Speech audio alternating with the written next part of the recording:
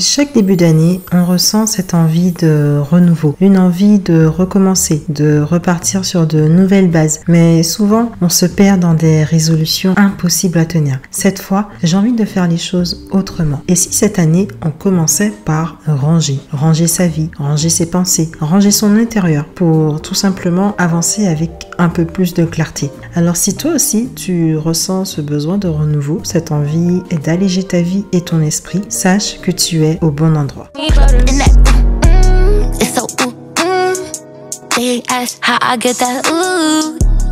Désencombrer pour mieux respirer.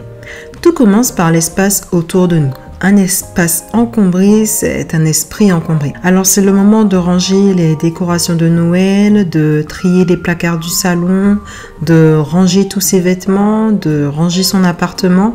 Et si ça peut t'aider, tu peux appliquer la règle des 6 mois. C'est-à-dire que si tu ne l'as pas utilisé ou porté en 6 mois, alors tu vas devoir t'en séparer.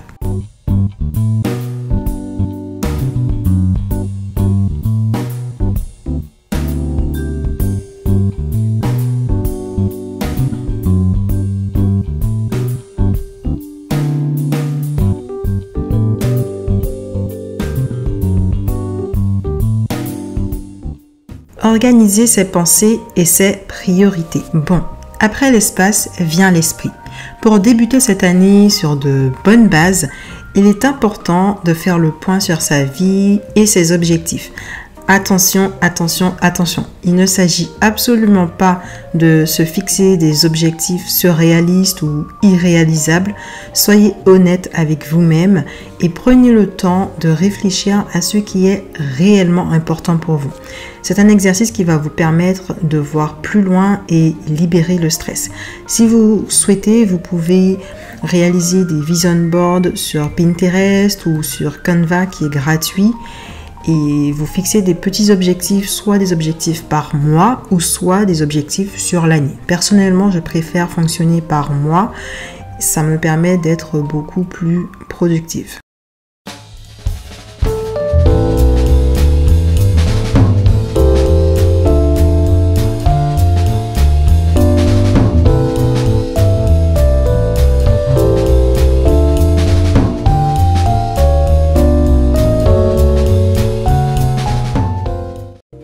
Prendre soin de son corps intérieurement et extérieurement. On parle souvent de prendre soin de soi, mais parfois on ne sait pas trop où commencer. On est parfois noyé de vidéos TikTok, de vidéos sur YouTube, Instagram, etc.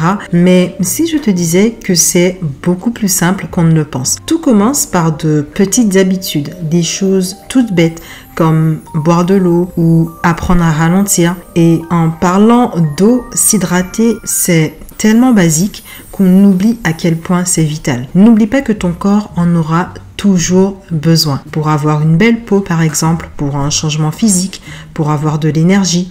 Alors prends cette habitude de boire de l'eau petit à petit et tu verras, ton corps te remerciera. Alors si ça peut t'aider, tu peux te procurer une gourde. Donc il y en a plein sur le marché. Tu peux en trouver sur Amazon, tu peux en trouver en grande surface et ça te permet de rester hydraté tout au long de la journée et tu peux te fixer cet objectif de vider la gourde avant la fin de la journée. Pour ma part, je n'ai jamais eu de soucis ou de problèmes à boire beaucoup d'eau, mais c'est vrai qu'il y a des jours je m'hydrate moins que d'autres. Alors je me suis procuré cette gourde sur Amazon, donc c'est une gourde de 2 litres et elle est très pratique. Je l'emmène partout, au travail, au sport et même quand je suis chez moi le week-end ou en semaine, je me fixe cet objectif de vider la gourde avant la fin de la journée.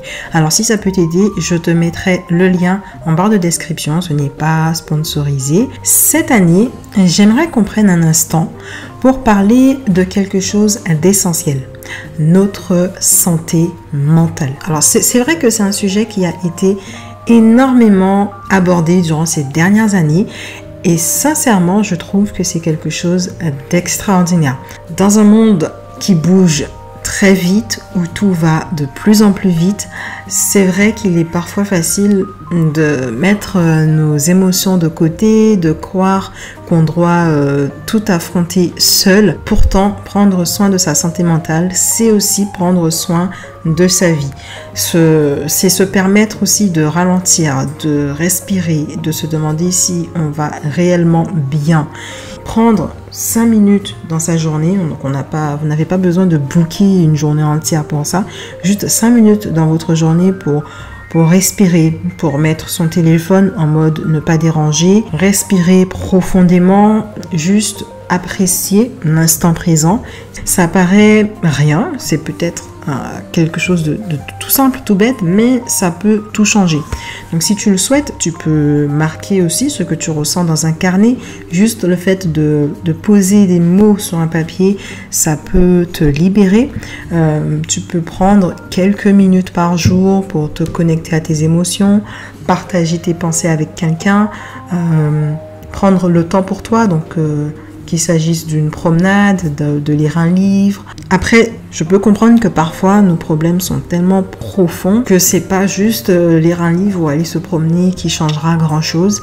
Alors dans ce cas-là, tu peux demander de l'aide. Donc demander de l'aide, ce n'est pas un signe de faiblesse, d'accord, mais une preuve de courage.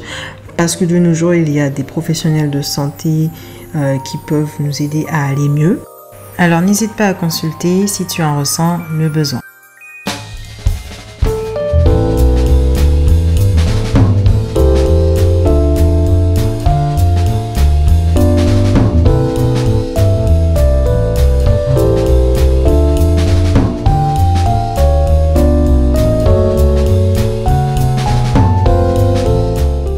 Bouger son corps, c'est aussi l'un des meilleurs moyens pour prendre soin de son corps extérieurement. Tu n'es pas obligé d'aller t'inscrire dans une salle de sport, tu peux tout simplement aller marcher. Tu peux aussi ajouter des étirements, ça permet d'améliorer la posture, de détendre les muscles. Si ton truc c'est la danse, alors vas-y. Si ton truc c'est le yoga, le pilate, peu importe l'activité physique que tu choisis, c'est un bon moyen de bouger son corps. Alors pour conclure, pour cette année 2025, donne-toi la permission d'avancer à ton rythme, d'apprendre et parfois d'échouer, parce que oui, l'échec, ça fait partie de la vie. Au final, le plus beau cadeau que tu puisses t'offrir, c'est d'être pleinement toi.